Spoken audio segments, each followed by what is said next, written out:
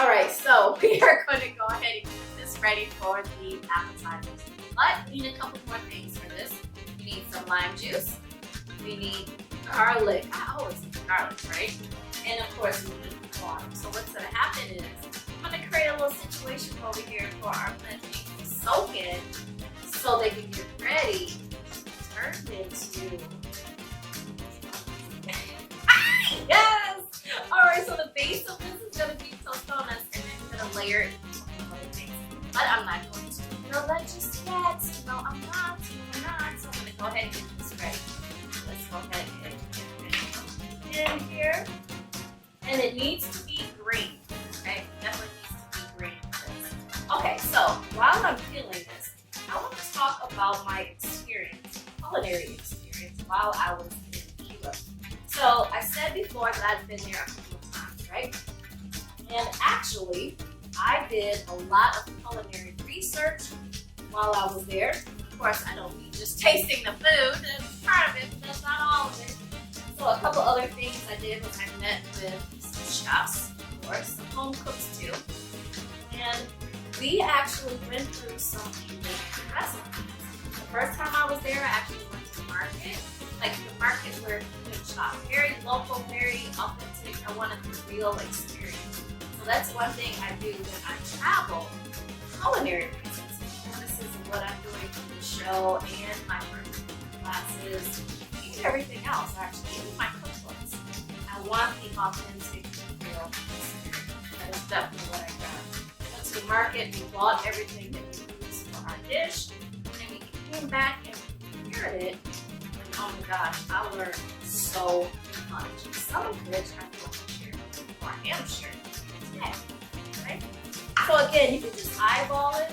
But one thing you can do is once you cut one, just kind of bring it up to the next level and then cut there. That way it will ensure that all of your slices are the same size. Okay? You can always just use your first cut as a guide for the rest of the day. Alright, so from here what I want to do is get a little bit of that lime juice into my water. So I have a bowl here. I'm going to go ahead and pour my water in. There we go. That's about a cup of water. I'm going to go ahead and add some lime juice in here. There we go. So we have some nice lime water going on. Let's turn it into some garlic lime water, shall we? Nice smashing of the garlic. This over here. I really need a garlic smash, don't I? That's what I usually have. I don't know why I didn't have one today, but normally I do. Now when you smash the garlic, it's actually going to smash into pieces. But if you want to give it a rough cut, feel free to right into our water. So now we have water, lime juice, and garlic. I'm going to go ahead and add our spices right in here. I'll put those babies in. And make sure they are submerged into the water. And then they're just going to sit here and hang out, soak up some of the deliciousness of the water while we work on more of our Cuban appetizers. We need to make sure that we get all of the moisture out of here, as well, at least as much as possible, right? So I have some paper towels here. I'm going to go ahead and take a couple of these right out of here and just lay them on the piece of paper towel. I want to show you the process of how I do this. Let's get one more out of here, shall we? I think we can easily, we can easily do 4. Okay, so from here what I want to do is take a piece of paper towel and put it on top and then just give it a light press to kind of soak out as much of that moisture as we can. Okay, let's see, that's feeling kind of nice. Let's lift that up and voila, most of the moisture is gone.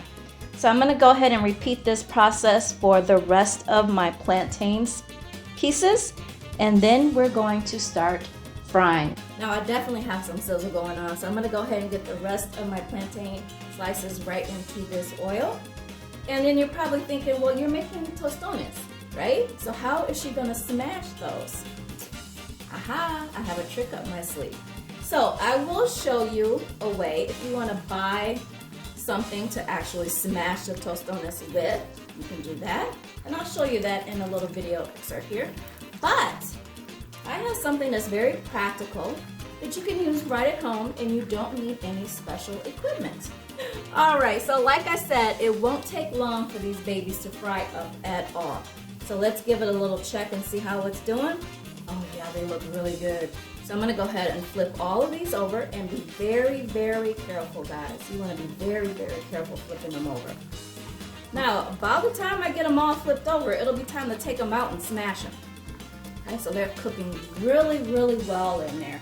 I wanna make sure I have something down here so when it soaks up the oil, and then I can smash them and put them back into the oil and let them cook, okay?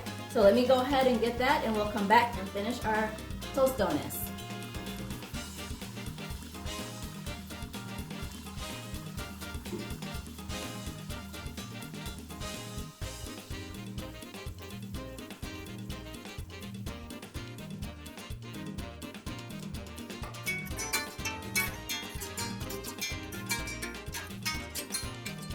Look what I end up with.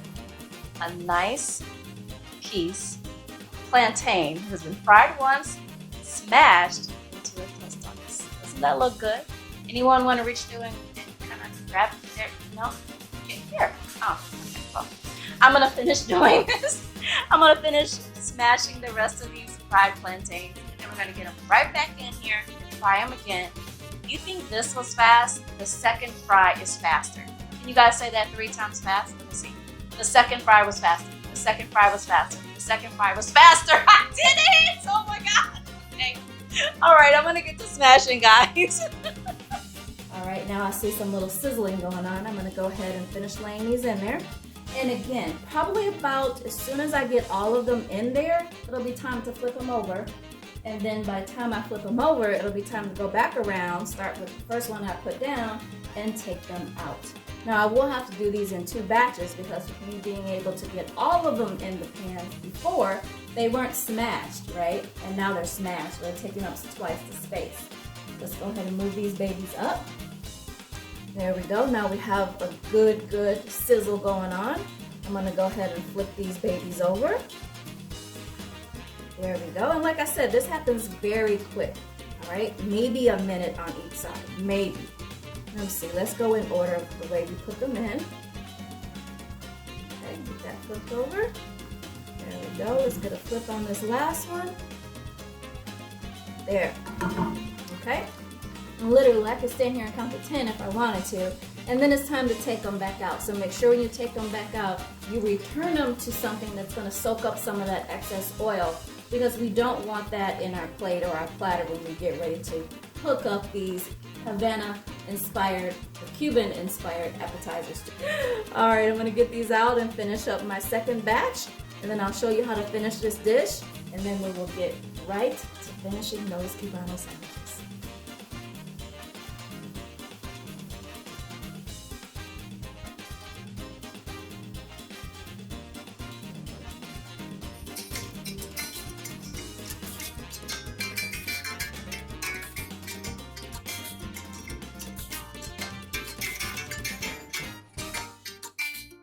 Okay.